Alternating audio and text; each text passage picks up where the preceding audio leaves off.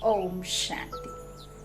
28 सितंबर 2023 के ईश्वरीय महावाक्य हैं। आज के साकार मुरली का सार। मीठे बाबा ने कहा, मीठे बच्चे, बाप से लव और रिगार्ड रखो तो बाप की आशीर्वाद मिलती रहेगी, माया की चंक उतरती जाएगी। प्रश्न है, इस चैतन्य बगीचे में कई फूल खिलते ही नहीं, कली के कली रह जाते हैं। क्यों? ज्ञान की धारणा नहीं होती। बाबा के बन तो जाते हैं लेकिन श्रीमत पर नहीं चलते। जब धारणा नहीं होती तो फिर कली के कली ही रह जाते हैं। आज बाबा के मुरली का प्रश्न है कि इस चैतन्य बगीचे में, आत्माओं और परमात्मा के मिलन के इस बगीचे में फूल कई खिलते ही नहीं हैं, वो कली के कली रह जाते हैं। क्यों? उत्तर में बाबा ने कहा, क्योंकि पुरुषार्थ में सुस्ती है। याद करने का जो समय है उसमें सोए रहते हैं। सोने वाले अपना समय ऐसे ही गंवा देते हैं। जिन सोया तिन खोया, बंद कली ही रह जाती है। सदा गुलाब के फूल वह हैं जो देवी देवता धर्म के ऑलराउंड पाठधारी हैं। गीत है, यह वक्त जा रहा है। ओम शांति। यह किसने समझाया? बेहद के बाप ने समझाया बच्चों को। बेहद की जो घड़ी है उसमें अभी बाकी थोड़ा टाइम अथवा कुछ मिनट रहे हैं। घंटे गए, बाकी कुछ मिनट रहे हैं। जो अच्छे सेंसिबल बच्चे हैं वह जानते हैं नंबरवार तो है ना। गुलाब के फूल होते हैं, उनमें भी नंबरवार होते हैं। यहाँ भी गुलाब के फूल हैं लेकिन उसमें कोई बंद कली है, कोई थोड़ा खिले हुए हैं। तुम्हारा देवी देवता धर्म भी जैसे सदा गुलाब है, सदा ऑलराउंड पार्ट बजाने वाले। तुम सभी धर्मों में ऊंचते ऊंच धर्म वाले सदा गुलाब हो। दूसरे धर्म वाले फिर नंबरवार हैं। कोई चंपा है, कोई चमेली है, कोई टांगर है, कोई अक है। बगीचा तो है ना, अलग अलग तरह के फूल है ना। तो बाबा कहते हैं सभी धर्मों का बगीचा है। बच्चियां जानती हैं ऊंचते ऊंच धर्म है देवी देवताओं का। जब सीजन नहीं होती है तब मुखड़ी भी नहीं रहती, कली फूल भी नहीं रहते हैं। बाबा ने आज बगीचे से एक बड़ा गुलाब का फूल, एक छोटा फूल, एक आधा खिला हुआ फूल, एक कली, एक बंद कली, एक मुखड़ी, ऐसे वैरायटी लाकर संदली पर रखा है। अब देखो, मुखड़ी भी कोई कच्ची है, कोई आधा खिली हुई है, कोई फूल है, कोई बंद कलियां हैं, कोई मुरझा जाते हैं। ये बाबा ने अपने पुरुषार्थी बच्चों के नंबरवार अनुसार उनकी धारणा को बताया है और उसे फूलों में बदली करके आपको समझाने के लिए बाबा ने आज की मुरली में कहा है। बाबा ने क्या कहा कि जब सीजन नहीं होती है तब मुखड़ी भी नहीं रहती है, कली फूल भी नहीं रहते हैं। बाबा ने आज बगीचे से एक बड़ा फूल, एक छोटा फूल, एक आधा फूल और खिला हुआ फूल, एक कली, एक बंद कली और एक मुखड़ी, ऐसे क्या किया है, वैरायटी लाकर कहाँ रखी है, संदली पर रखा है। तो अब देखो, मुखड़ी भी कोई कच्ची है ना, कोई आधा खिली हुई है, कोई फूल है, कोई बंद कलियां हैं, कोई मुरझा जाते हैं, बिल्कुल खिलते ही नहीं है। तो बाबा कह रहे हैं कोई फूल है, कोई बंद कलियां हैं, कोई मुरझा जाते हैं, बिल्कुल खिलते ही नहीं। बरोबर ऐसा है ना। तो बाप कहते हैं पुरुषार्थ में सुस्ती ना करो, ऐसे कली के कली ना रह जाओ। कोई आधा में रह जाते नंबरवार हैं, समझा जाता है इस हालात में यह क्या पद पाएंगे। समय बहुत थोड़ा है, बनी बनाई है, कांटे को अब बदल तो नहीं सकते हैं, युक्ति से ऐसे बनाना चाहिए जो निशानी रहे। यहाँ से शुरू हो कांटा अब यहाँ तक आकर पहुँचा है। 0 से शुरू हो फिर कांटा 12 तक आकर पूरा होता है। घड़ी में कैसा होता है ना। तो बाबा कहते हैं तो इस चक्र में भी पहले देवी देवता धर्म निकला, जो कल्प का चक्र है। तो उसमें सबसे पहले क्या निकला? देवी देवता धर्म निकला। अभी है अंत। जब से बाप आया है तब से गिना जाता है। ये संगम युग है ना, बहुत छोटा सा युग है, दिखाया है आपको, है ना, चित्र में बाबा ने कि किस तरह से ये 84 के चक्र में दिखाया है कि ये 100 वर्ष का बहुत छोटा सा। तो अभी 87 वर्ष कंप्लीट हुए, अब 88 वर्ष चल रहा है ना।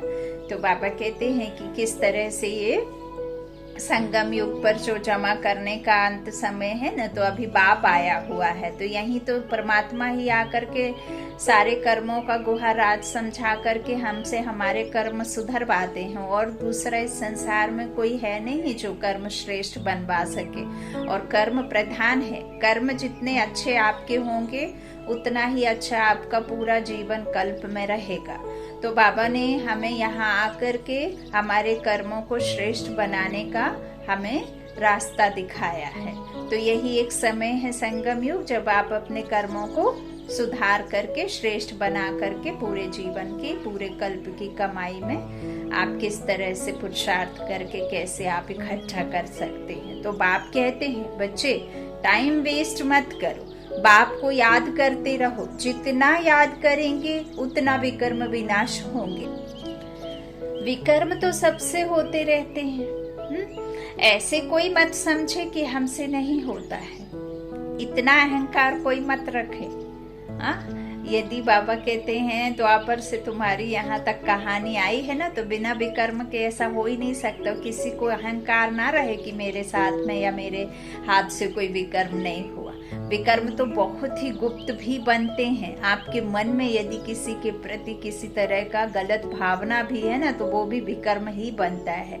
आप अपने लिए अच्छा और पड़ोसी के लिए गलत, अपने बच्चे के लिए अच्छा और पड़ोस के बच्चे के लिए बुरा, और आप अपने बच्चे को सुंदर और किसी आँख नहीं है जिस बच्चे को आप बुरा सोच लेना, तो वो भी आपके विकर्म ही बनते हैं। तो विकर्म का अकाउंट बहुत सूक्ष्मता से आता है। आपके मन में किस तरह का किसके लिए सोच है, वो भी विकर्म का ही हिसाब बनाती है।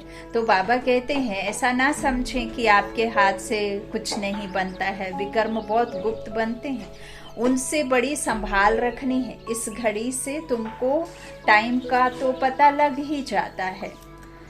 मनुष्य तो समझते कलयुग अभी बच्चा है, रेंगड़ियां चल रहा है। बाबा कहते बूढ़ा हो चला है और अब बिल्कुल अंत है। अब अंत है कि कब अंत है ऐसा समझना। अब तो बूढ़ा हो चला है ना, बाबा कहते, लेकिन कलयुग अभी बच्चा है ऐसे मनुष्य समझते। बिल्कुल घोर अंधियारे में पड़े हुए हैं, कुंभकर्ण की नींद में सब सोए हुए हैं।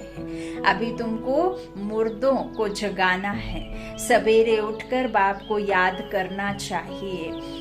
जिन सोया तिन खोया, यानी याद करने का जो समय है वह खोना नहीं है। पापा कहते हैं ना कि अभी जो जागने का समय है तो ब्रह्म मुहूर्त कहते हैं, जिसे बाबा ने अपनी भाषा में ये ज्ञान में अमृत वेला कहा। अमृत पीने का समय, ज्ञान अमृत पीने का समय, परमात्मा से शक्तियों से खुद को भरने का समय।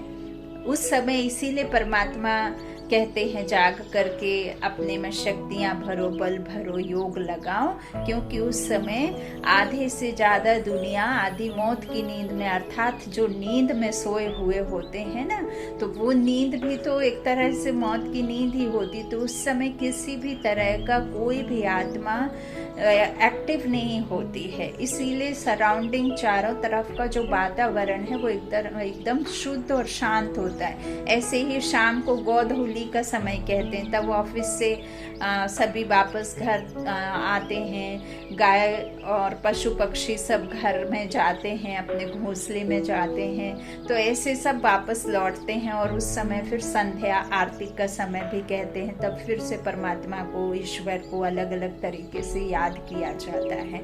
तो वह समय भी परमात्मा ने बहुत अच्छा बताया, जिसे नुमा शाम कहा। तो बाबा कहते हैं कि अभी देखो सभी सोए हुए होते हैं, और अभी सभी सोए हुए हैं, क्योंकि इस दुनिया को वो अपना समझ रहे हैं ना, जबकि ये दुनिया तो विनाशी है। तो बाबा कहते हैं इस तरह से जिन सोया वो खोया। तो इस तरह आप समझाते हैं कि याद करने का जो समय है ना, वो खोना नहीं है, नहीं तो मुर्दे के मुर्दे रह जाएंगे। कोई तो कली ही रह जाते हैं, बस तूफान में अच्छी अच्छी कलियां भी गिर जाती हैं, है ना। माया का जब तूफान आता है तो फिर अच्छे अच्छे भी गिर जाते हैं, फूल भी गिरते हैं तो कलियां भी गिरती हैं, फिर जैसे कि कांटे के कांटे रह जाते हैं। देवी घराने में तो आएंगे, परंतु प्रजा में आएंगे। बाबा ने कहा है कि सतयुग त्रेता में भी रॉयल फैमिली के भी चांडाल भी रहेंगे। एक रॉयल फैमिली में भी चांडाल रहेगा और एक प्रजा में भी चांडाल रहेगा।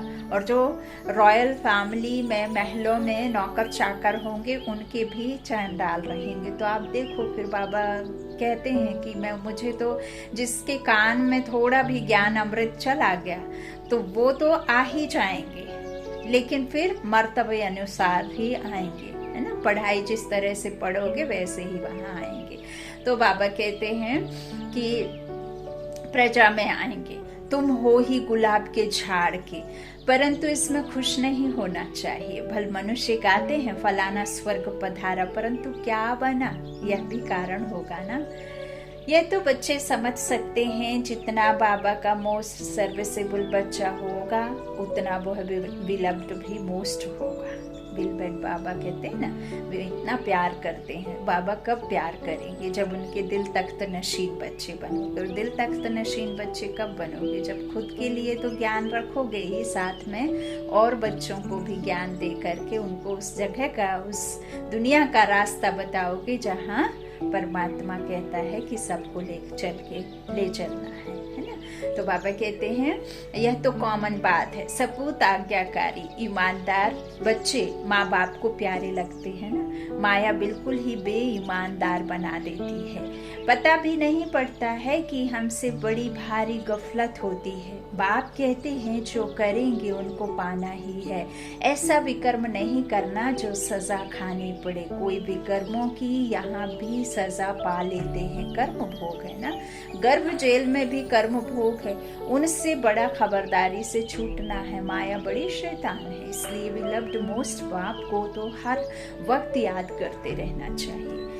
जैसे लौकिक बाप अपने बच्चों को जानते हैं, वैसे पारलौकिक बाप भी हर एक बच्चे को जानते हैं। जो खुद को आत्मा निश्चय कर उस परमात्मा की याद में रहता है ना, तो उसके मन का, उसके हर कर्म का, हर पल का परमात्मा जानता है, क्योंकि वो याद में रहता है। तो फिर आप किस तरह का संकल्प कर रहे हैं, किसके प्रति, खुद के प्रति, तो फिर बाबा कहते हैं कि उसके बारे में मैं जानता हूँ। बाप खुद बैठ बतलाते हैं, मैं एक ही इस तन में आता हूँ, एक के तन में और एक के द्वारा ही एक का ज्ञान, है ना। लेकिन फिर बाबा ने अलग अलग निमित्त चुना है, जिसके द्वारा फिर परमात्मा ने ये पढ़ाई को अनेक अनेक स्थानों पर पहुंचाई है ना, ईश्वरीय पढ़ाई। तो बाबा कहते हैं मैं एक ही इस तन में आता हूँ। कितने ढेर बच्चे हैं, अनुज तो ढेर आएंगे। झाड़ बढ़ता है भगवान के आगे, भक्तों की भीड़ होगी। शिव के मंदिर में इतनी भीड़ नहीं होती, यहाँ तो तुम समझते हो कितनी भीड़ होगी। सूर्यवंशी चंद्रवंशी राजधानी स्थापन होनी है ना, तो कोई दो के भरोसे तो नहीं होगी, है ना, प्रजा भी चाहिए। इन बातों में बुद्धि बड़ी विशाल चाहिए। बरोबर भक्त जो इतनी भक्ति करते हैं, उनके सम्मुख भगवान आएंगे तो कितनी भीड़ होगी। तुम जानते हो बाबा हमको राजयोग सिखला रहे हैं, परंतु घर में रहते हुए फिर भी भूल जाते हैं। यह ऐसी विचित्र बात है जो साथ रहते भी फिर भूल जाते हैं। इतना लव रिगार्ड नहीं रहता। सुई को कट लगी हुई होगी तो वह चुंबक को खींच नहीं सकती। जंग लगी सुई को चुंबक कहाँ खींचती है, दूर भागती है ना। तो जैसे आपके मन में बाबा कहते हैं, जब तक आप श्रेष्ठ संकल्पों से भरपूर खुद को नहीं करेंगे ना, कमी कमजोरी को दूर करने के लिए आपको मेरी याद में रहना होगा। तो मेरी याद तो आपको तभी आएगी जब आप अपने आप को कैसा बनाएंगे, इस दुनिया से परे रखेंगे, है ना, फरिश्ता बन उड़ते रहेंगे, तभी तो फिर मैं खींचूंगा, है ना। अगर जंग लगी रहेगी मन में, विकारों की आत्मा पर चढ़ी रहेगी, तो फिर कैसे चुंबक खींचेगा, है ना। वो परमात्मा चुंबक है ना। तो बाबा कहते हैं इस तरह से कोई भी सुई चुंबक नहीं खींच पाएगी यदि उसमें जंग चढ़ी है। तो योग और ज्ञान भी हो तब कट निकल सके, और परमात्मा की आशीर्वाद भी चाहिए ना। सिर्फ ज्ञान से नहीं, ज्ञान और योग दोनों चाहिए। तो माया की जंग लगी हुई है, कोई चीज को जंग लगी हुई है तो घासलेट में डालते हैं। तुम्हारी भी योग से जंग निकलती है, आत्मा प्योर हो जाती है। तो बाप समझाते हैं, बच्चे फूल बनकर दिखाओ। इस समय भी जल्दी वह समय भी जल्दी आएगा जो तुम किसके सामने बैठेंगे और झट उसको साक्षात्कार होने लगेंगे। ब्रह्मा और विष्णु का साक्षात्कार तो बहुतों को होता है, डायरेक्शन देते हैं, जाओ बीके के पास।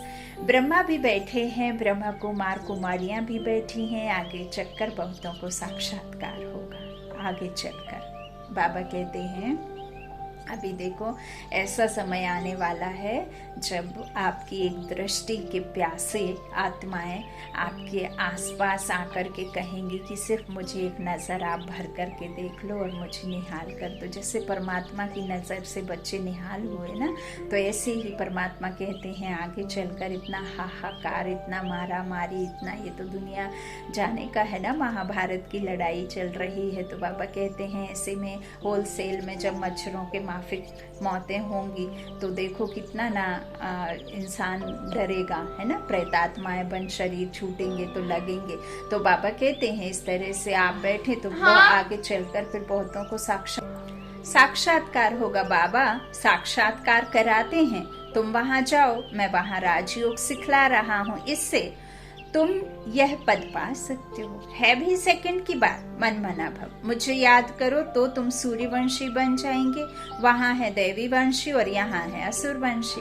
तो कितना अच्छी रीति समझाया जाता है। कोई चीज को महीन करने के लिए कूटा जाता है ना, मकान का फाउंडेशन पक्का करने के लिए कितनी मेहनत करते हैं। बाप भी कहते हैं जितना हो सके मुझे याद करो, शिवपुरी और विष्णुपुरी को याद करो।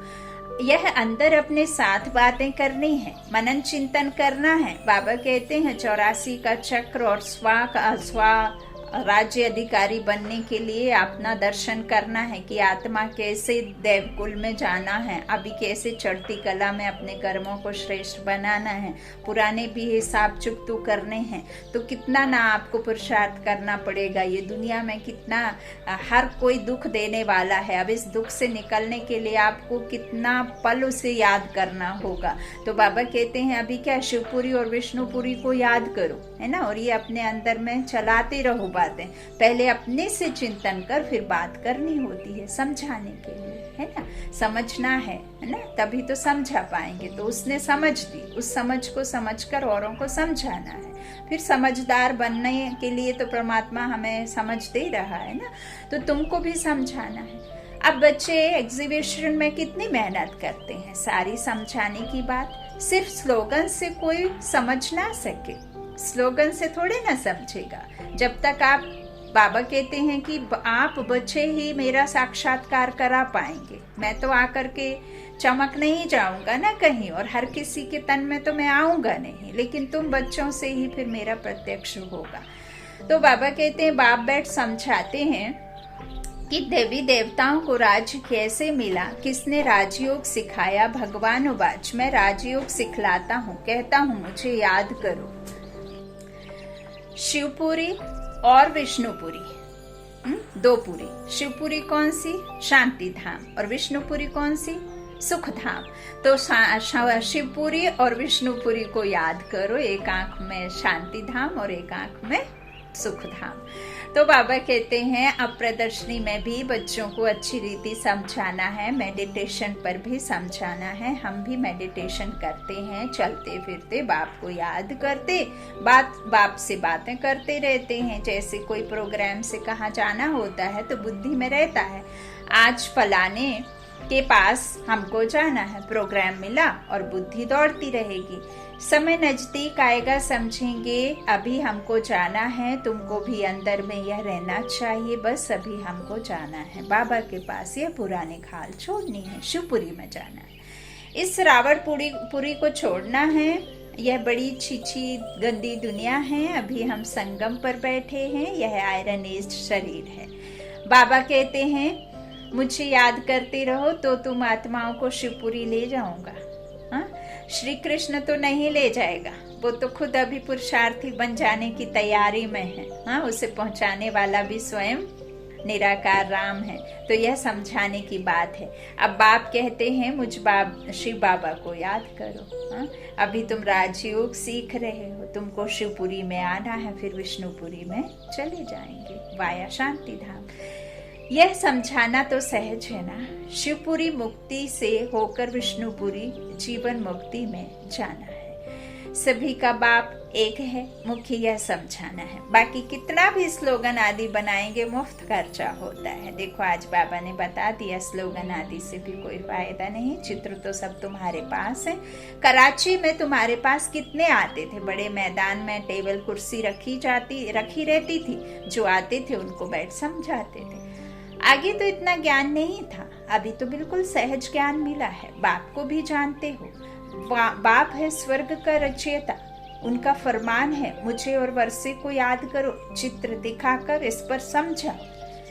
आगे तो समझाने से सुनते सुनते ध्यान में चले जाते थे। उसी समय तो तुम छोटी छोटी कलियां थी, बाबा का सारा चमत्कार था, रस्सी खींच लेते थे। अभी तो समझाने की बहुत जरूरत है, क्योंकि अभी मूंझे हुए हैं, इस दुनिया में, झूठी दुनिया में फंसे हुए हैं।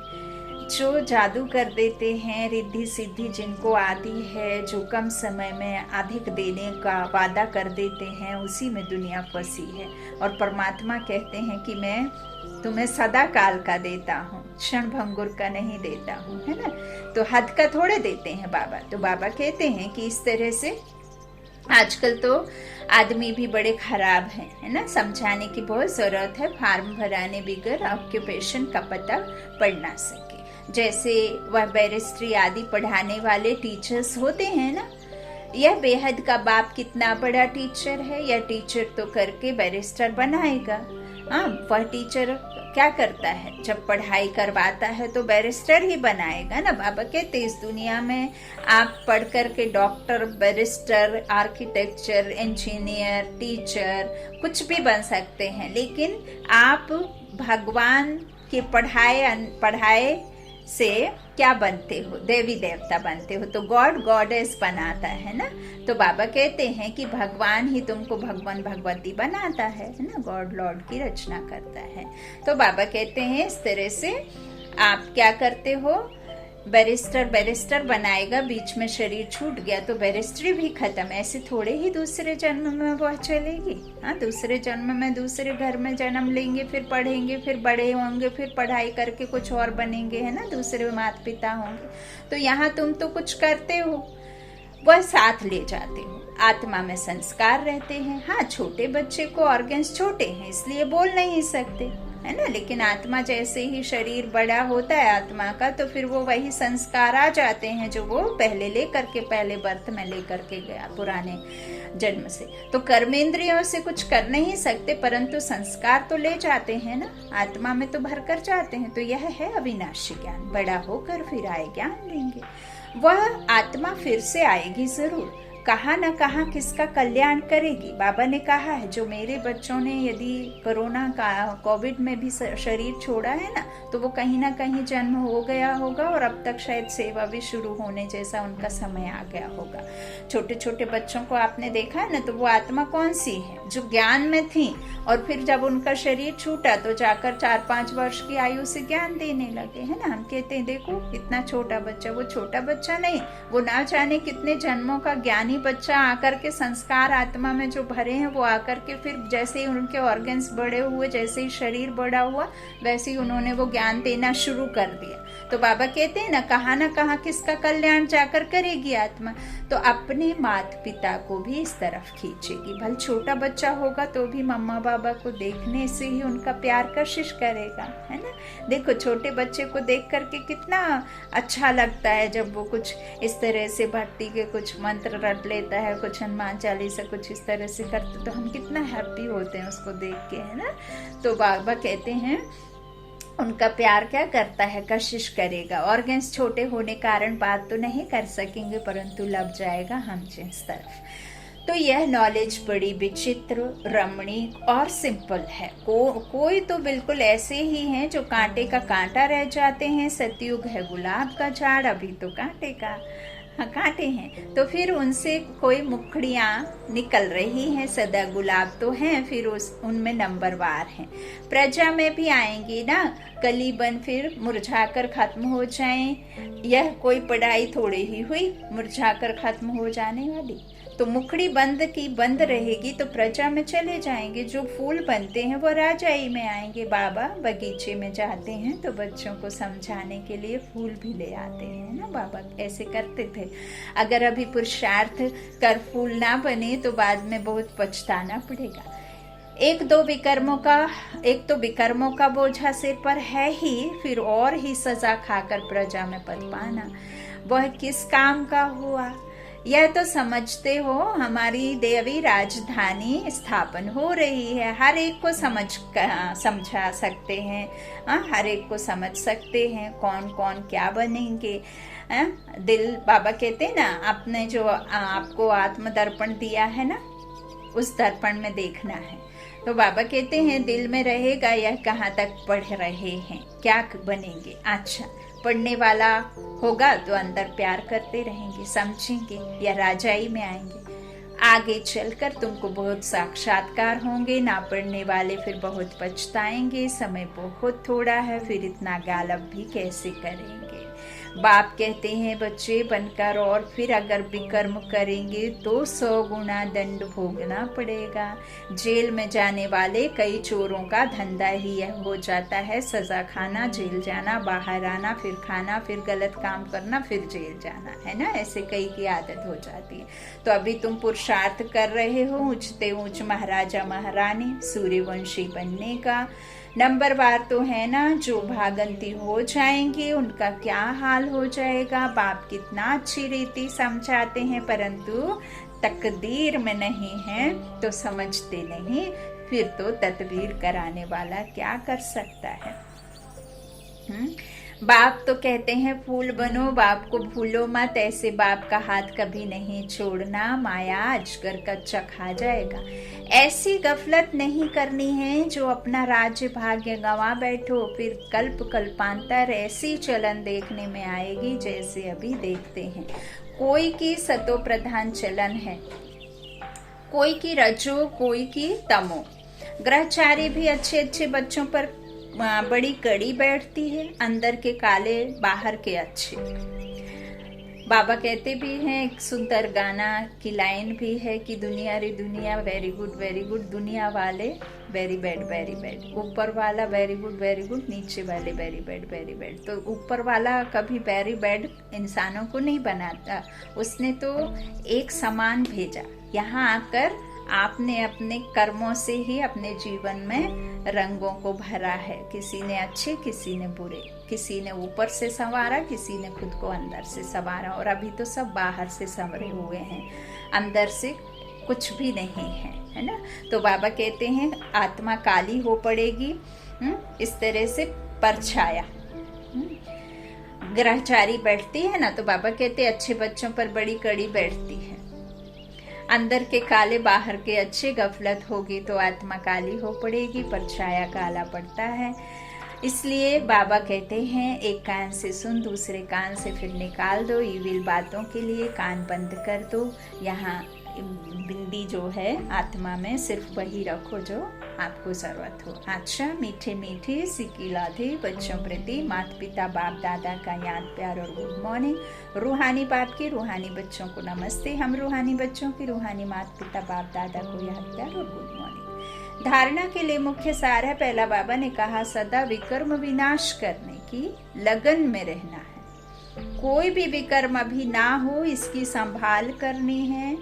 अभी कमाया अभी खाया नहीं, पुराने के लिए भी खत्म करने के लिए, हिसाब चुकता करने के लिए कमाई करना, अभी के लिए करना और भविष्य के लिए करना। तो इतना सारा आपको इकट्ठा करना, तो इसकी संभाल करनी है।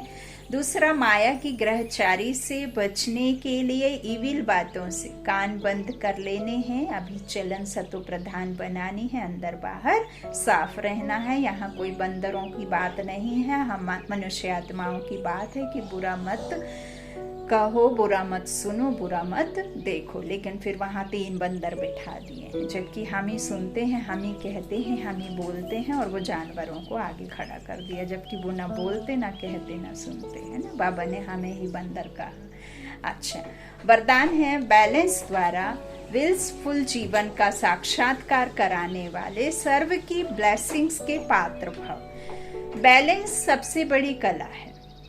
याद और सेवा का बैलेंस हो तो बाप की ब्लेसिंग मिलती रहेंगी। हर बात के बैलेंस से सहज ही नंबर 1 बन जाएंगे। बैलेंस ही अनेक आत्माओं के आगे विल्सफुल जीवन का साक्षात्कार कराएगा। बैलेंस को सदा स्मृति में रखते हुए बैलेंस ही अनेक आत्माओं के आगे विल्सफुल जीवन का साक्षात्कार कराएगा। बैलेंस को सदा स्मृति में रखते हुए सर्व प्राप्तियों का अनुभव करते रहो तो स्वयं भी आगे बढ़ते रहेंगे और अन्य आत्माओं को भी आगे बढ़ाएंगे। बाबा ने कहा दुआएं दो, दुआएं लो। दुआओं को दुगना करने का एक ही तरीका है कि दुआएं अब देना शुरू कर दो। आने वाले समय में किसी को कुछ भी स्थूल साधन, स्थूल धन कुछ भी काम में नहीं आएगा। सिर्फ और सिर्फ आपके पास में जो ब्लेसिंग्स होंगी, जो दुआएं कमाई होंगी, वही दुआओं का खजाना आपके काम में आने वाला है। स्लोगन है महावीर वह है जो हर मुश्किल को सहज कर पहाड़ को राई व रुई बना दे। महावीर वह है जो हर मुश्किल को सहज कर पहाड़ को राई व रुई बना दे। कोई यहाँ हनुमान की बात नहीं, शरीर के साथ कोई उड़ता नहीं है। महावीर आत्मा जो हर मुश्किल को कैसे कर दे, पहाड़ जैसी भी मुश्किल बात को या पहाड़ जैसी भी मुसीबत को इतना हल्का बना दे कि उसे राई से रुई बनाकर फूंक मार के उड़ा दे। तो परमात्मा ऐसा हमसे कहते हैं। अच्छा, ओम शांति। शुक्रिया बाप दादा, शुक्रिया आप सभी भाई बहनों के स्नेह का, प्यार का। ओम शांति।